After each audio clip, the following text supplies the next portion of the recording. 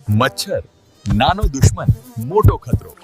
ચાલો આપણે મચ્છરોને ઓળખીએ અને તેનાથી બચવાના સરળ ઉપાયો જાણીએ. નમસ્કાર મિત્રો, શું તમે જાણો છો કે દુનિયાનું સૌથી ખતરનાક પ્રાણી કયું છે? સિંહ, વાઘ કે સાંપ? ના, એ છે આપણી આસપાસ ગણગણ કરતો એક નાનકડો મચ્છર. એક રિપોર્ટ મુજબ મચ્છરના કારણે થતા રોગોથી દર વર્ષે લાખો લોકો જીવ ગુમાવે છે.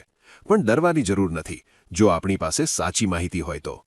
આજે આપણે જાણીશું એવા 3 મુખ્ય મચ્છરો વિશે જે તમારા સ્વાસ્થ્ય માટે જોખમી બની શકે છે. પહેલું, માદા એનોફિલીઝ, મેલેરિયાનો વાહક. સૌથી પહેલા વાત કરીએ એનોફિલીઝ મચ્છરની. આ મચ્છર જ્યારે કરડે છે ત્યારે તે તમારા લોહીમાં મેલેરિયાના પરોપજીવી છોડે છે. યાદ રાખજો, આ મચ્છર મોટે ભાગે રાત્રે અથવા મોડી સાંજે કરડે છે અને તે ચોખ્ખા પણ સ્થિર પાણીમાં ઈંડા મૂકે છે. બીજો છે એડિસ ઇજિપ્તી, ડેન્ગ્યુનો રાજા. તેને ઓળખવું બહુ સરળ છે. તેના શરીર અને પગ પર ચિત્તા જેવા સફેદ પટ્ટા હોય છે, એટલે જ તેને ટાઇગર મોસ્કીટો પણ કહેવાય છે. ડેન્ગ્યુ, ચિકનગુનિયા અને ઝીકા ફેલાવનાર આ મચ્છર મુખ્યત્વે દિવસે જ કરડે છે. ખાસ ધ્યાન રાખજો, તે તમારા ઘરના કૂલર કે ફૂલદાનીમાં ભરાયેલા ચોખ્ખા પાણીમાં જ ઉછરે છે. ત્રીજો છે ક્યુલેક્સ, ગંદા પાણીનો રાજા. આ મચ્છર ગટરના કે ખાબોચિયાના ગંદા પાણીમાં ઉછરે છે. તેના કરડવાથી હાથી પગો કે મગજના તાવ જેવી ગંભીર બીમારીઓ થઈ શકે છે. બચવાના ઉપાયો: prevention is better than cure.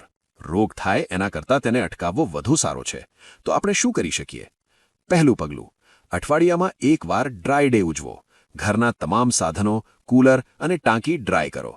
બીજું પગલું, ઊંઘથી વખતે હંમેશા મચ્છરદાનીનો આગ્રહ રાખો. ત્રીજું પગલું, શરીર પૂરેપૂરું ઢંકાય તેવા કપડાં પહેરો. ખાસ કરીને બાળકો માટે આ ખૂબ જરૂરી છે. યાદ રાખો, મચ્છરમુક્ત ઘર એટલે રોગમુક્ત ઘર. આ માહિતી તમારા મિત્રો અને પરિવાર સાથે જરૂર શેર કરજો, જેથી તેઓ પણ સુરક્ષિત રહી શકે. સ્વાસ્થ્યનું ધ્યાન રાખો.